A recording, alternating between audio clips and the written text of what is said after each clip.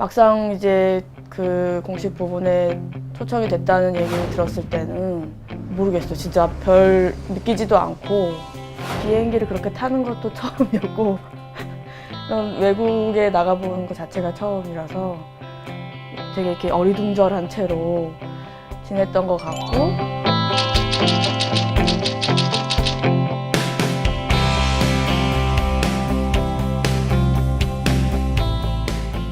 굉장히 다 성격이 다른 유해 폭력들을 담고자 노력을 했던 게 있고 도희에게 이제 가해지는 폭력이 굉장히 외면적이고 직접적이고 이런 유해 폭력이라면 영남이 겪은 그리고 영남에게 가해지고 있는 그러한 폭력은 또 다른 유해 어떤 유해 만연한 어쩌면 그래서 더 무서운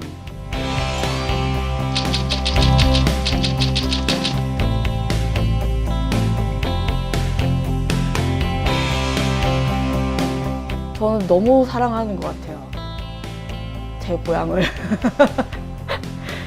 바다와 하늘, 늘 변하는 그 풍경.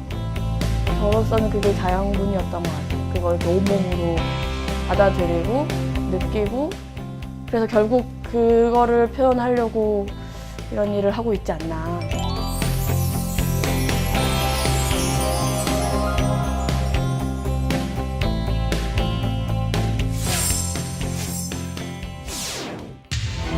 조용히 잘 지내면 복귀할 수 있을 거야.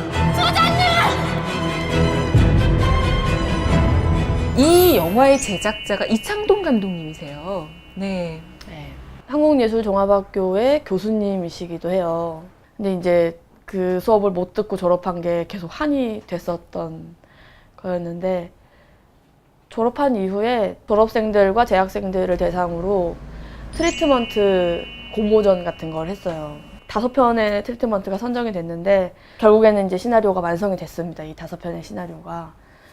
그리고 심사를 했고 저는 안타깝게도 이제 떨어진 거죠. 그 선정에서는. 근데 트리트먼트 선정에서부터 마지막 심사까지 이 모든 과정을 영상원을 대표해서 이창동 감독님이 하신 거고 아쉬우셨는지 저를 따로 부르시더니 작지만 의미 있는 영화가 될 수 있다고 생각한다. 그러니까 한번 우리끼리 만들어 보는 게 어떻겠냐. 먼저 제안을 해주셔서 너무 기쁘게 시작이 된 거죠. 이창동 감독님께 수업을 못 받으셨다고요. 현장에서는 뭐 연출에 대해서 조언을 좀 받으신 게 좀 있으세요? 되게 유명한 수업 중에 연기 연출론이라고 있어요. 이창동 감독님의. 촬영 이제 얼마 안 앞두고 얘기를 하다가 그 수업 들었냐고 물어보시더라고요. 그래서 안 들었다 그랬더니 그 수업의 어떤 핵심을 그 자리에서 떠머리? 하여튼 그렇게 해주셔야겠다고 생각을 하셨나 봐요. 그러면서 이제 얘기를 해주셨는데 핵심은 그거였어요. 절대 일부러 연기를 시키지 말아라. 배우가 가장 어려워하는 연기가 뭔 줄 아냐. 여기서부터 여기까지 그냥 걸어가라고 할 때 배우들은 제일 힘들어한대요. 제일 어색해하고. 그거를 계속 하라고 하면 일부러 시키는 게 되는 건 거죠. 근데 여기에 물이 가득 채워진 물잔을 손에다 쥐어주면 쉬워진다고 그 말씀을 하시는 거예요. 그 물잔을 여기서부터 여기까지 떨어뜨리지 않고 그거를 가지고 가야 된다는 분명한 목적이 생기니까 배우는 훨씬 자연스럽게 연기를 할 수 있을 거예요. 두고두고 촬영을 하는 내내 배우들과 이야기하면서도 그 대목이 늘 생각이 났어요. 귀한 신인이라고 생각해요. 큰 울림을 주는 그런 이야기를 하는 감독이라고 생각해요. 현장에서 저렇게 화를 안 내는 감독님은 생전 처음 봤다고 할 정도로 잔잔하고 고요한 성품 가운데도 그 안에 파워풀한 힘이 많이 가지고 있는 사람이 아닌가. 컷. 오케이요.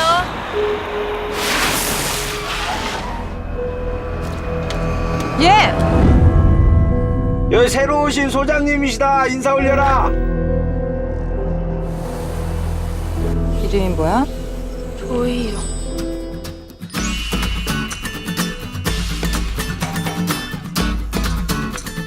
브레메라는 영화를 초등학교 한 3학년이나 4학년 됐을까요? 아마 그때 처음 이제 극장에 가서 영화를 봤는데 그 커다란 어떤 이 공간에 이 의자들이 이렇게 쭉 있고 앞에는 커다란 또 벽이 하나 있고 그러더니 갑자기 불이 다 꺼지면서 모든 게 이제 칠흑같이 이렇게 어두워진 다음에 갑자기 이렇게 진짜 빗줄기 하나가 쏘아지면서 화면이 이렇게 탁 밝게 되는 그게 엄청난 경험이었나 봐요. 그런 어떤 최초의 극장에 대한 경험?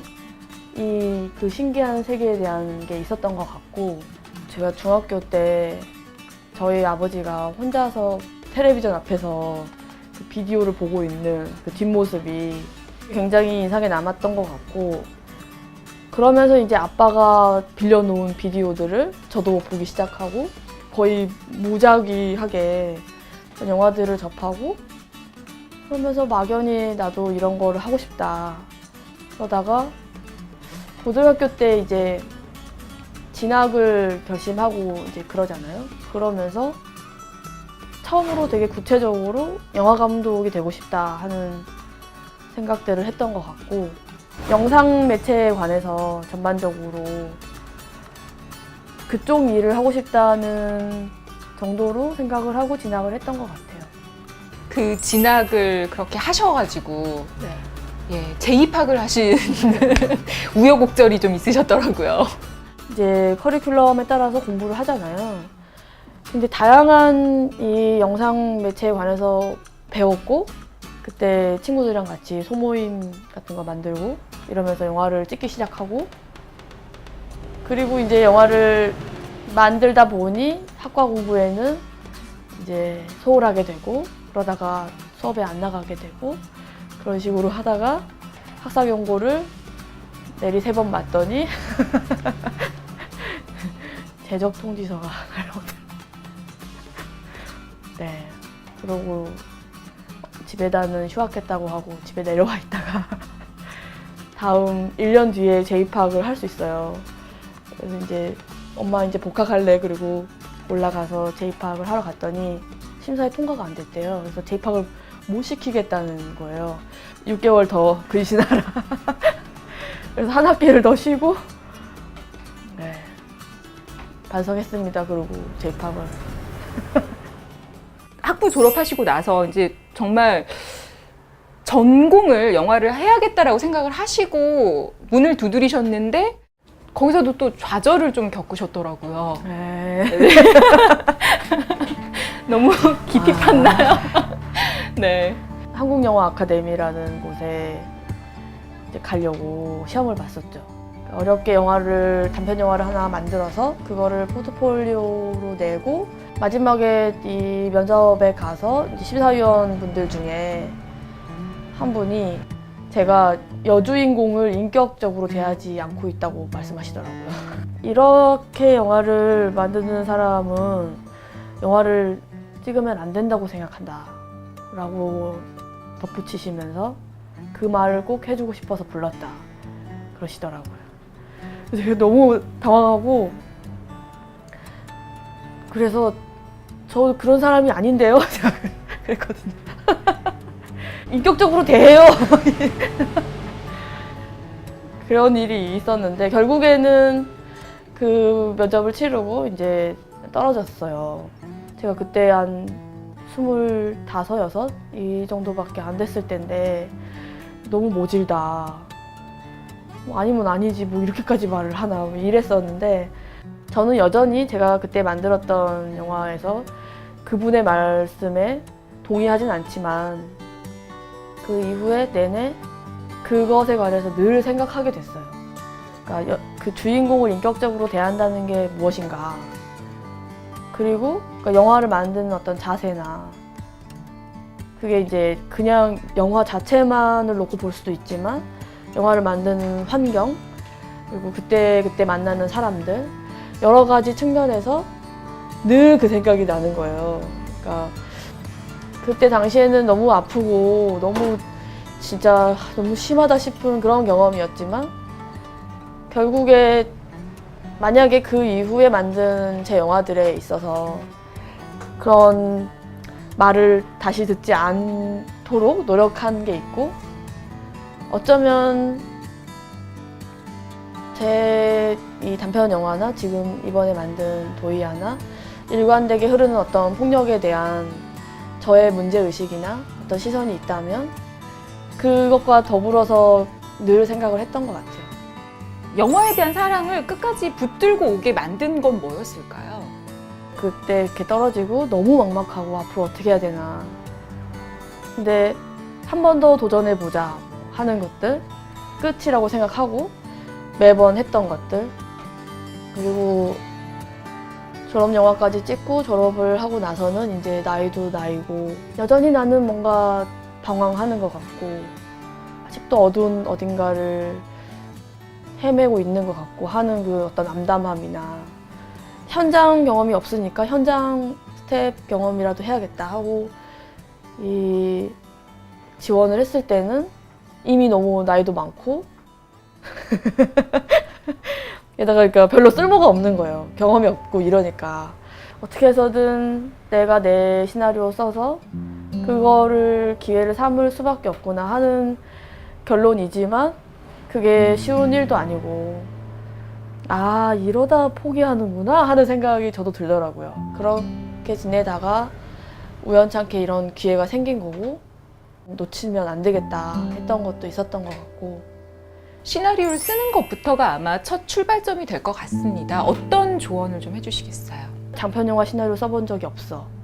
장편영화 시나리오라는 어떤 문법이 있을 거야. 있어요, 있기는 있더라고요. 책도 많고 뭐 있을 거야. 뭐 이런 걸 다 알아야 될 거야. 혹은 어디 어떤 경험을 해야 될 거야. 이런 거 저런 거 다 겁내지 말고 나만 할 수 있는 어떤 말이 있을 거고 나의 어떤 특성이 살아나는 문장이 있을 거고 하니 그거를 그냥 믿고 겁내지 말고 일단 한번 해봐라. 그런 얘기를 해주고 싶네요. 그리고 글에만 예민해지고 그 이외의 어떤 환경이나 조건들에는 좀 무디게 그렇게 지내다 보면 또 좋은 기회가 오지 않을까 그런 생각을 해요. 어느 겨울인가 네 목소리가 들린다. 꿈결인가 바람인가 물기가 묻어나는가 싶더니 이내 잠기고